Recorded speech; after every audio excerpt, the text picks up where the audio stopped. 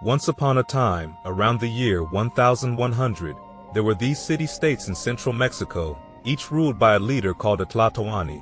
These city-states, or Altit, competed for resources and dominance over the region. Among them were Texcoco, the capital of the Acolua region, and Azcapotzalco, the capital of the Tepenac.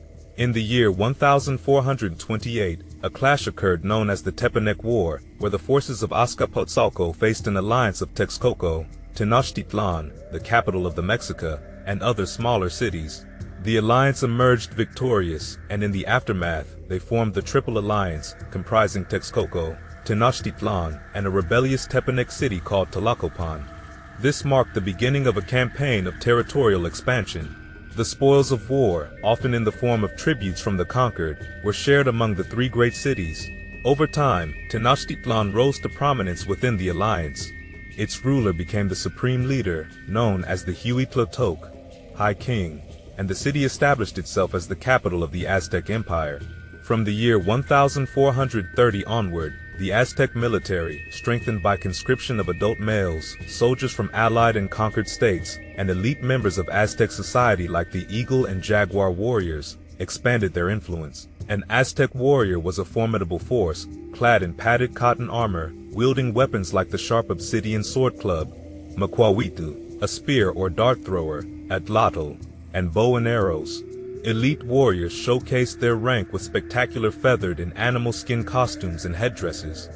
Battles were fierce and often centered around major cities. When these cities fell, the victors claimed the surrounding territory, extracting regular tributes and taking captives back to Tenochtitlan for ritual sacrifice.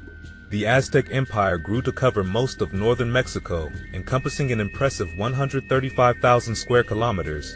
To maintain control, the Aztecs employed various strategies, including appointing officials from their heartland, intermarriages, gift-giving, invitations to important ceremonies, and the creation of monuments and artworks promoting Aztec imperial ideology. Above all, the ever-present threat of military intervention helped keep the empire intact.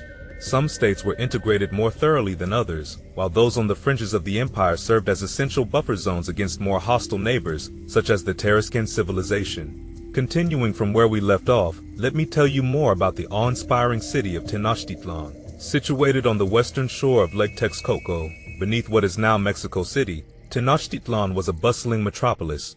By the early 16th century, it boasted a population of at least 200,000 inhabitants, making it the largest city in the pre-Columbian Americas. Within Tenochtitlan's social structure, there were distinct strata. At the top were the local rulers, followed by nobles, commoners, serfs, and slaves. Though these strata were relatively fixed, there was some evidence of movement, especially among the lower classes. Tenochtitlan wasn't just a political and religious capital, it was also a bustling trading hub.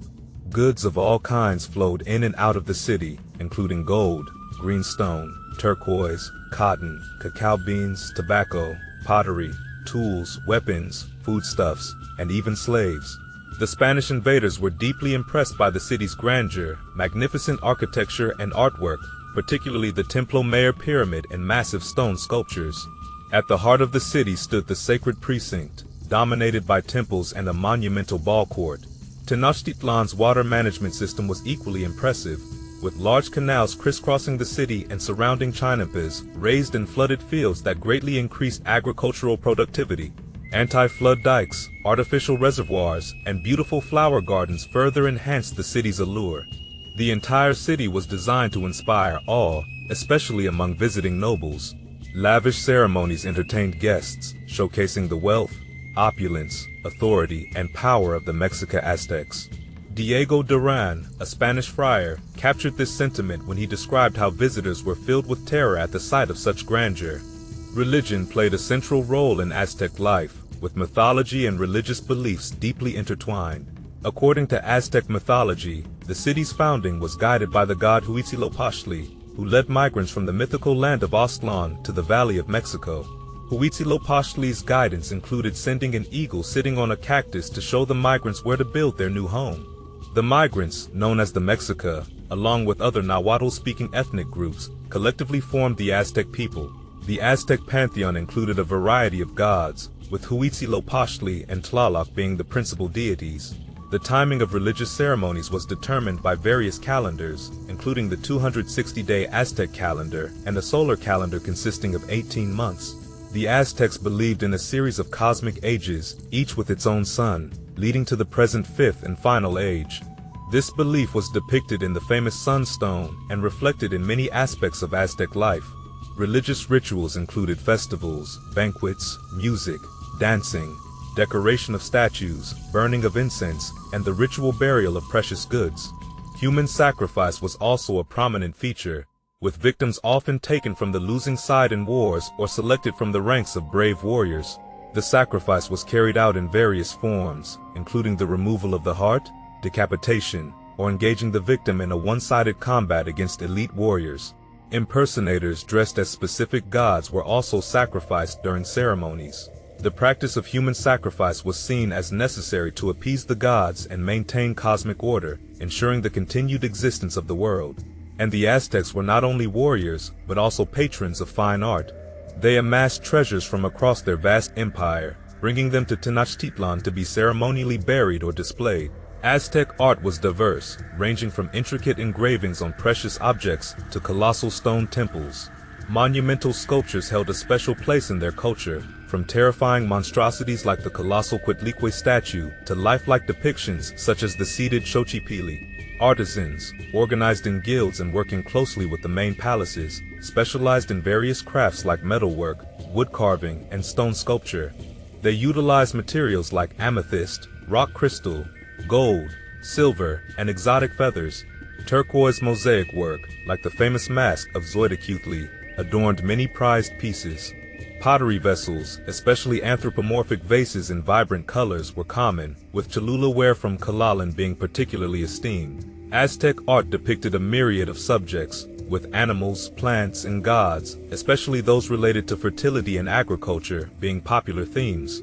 Art also served as a tool for spreading imperial dominance, with works like the Sunstone, Stone of Tisos, and Throne of Moctezuma II conveying Aztec ideology and glorifying their rulers. Even architecture played a role in this propaganda, with structures like the Templo Mayor Pyramid mirroring the sacred snake mountain of Aztec mythology, Coatepec. Temples and statues bearing Aztec symbols were erected across the empire, solidifying the connection between political rulers and cosmic events. However, the grandeur of Aztec civilization faced a dark fate. Despite controlling millions of people, the empire grappled with minor rebellions, which were usually swiftly quelled. Yet, the tide turned when the Aztecs suffered a significant defeat at the hands of the Tlaxcala and Huitzilopochtli in 1515. The arrival of the Spanish conquistadors, led by Hernán Cortés, marked the beginning of the end. Initially greeted with friendliness, relations soured after a skirmish at Tenochtitlan led to the overthrow of Moctezuma II and the installment of Quetzalcoatl as the new Tlatoani. Cortés, seizing the opportunity, laid siege to the city in 1521. After months of starvation and disease, the once mighty Aztec capital fell on August 13, 1521. Tenochtitlan was sacked, its monuments destroyed, and from its ashes rose the colony of New Spain, marking the brutal end of a lineage of Mesoamerican civilizations stretching back to the Olmecs.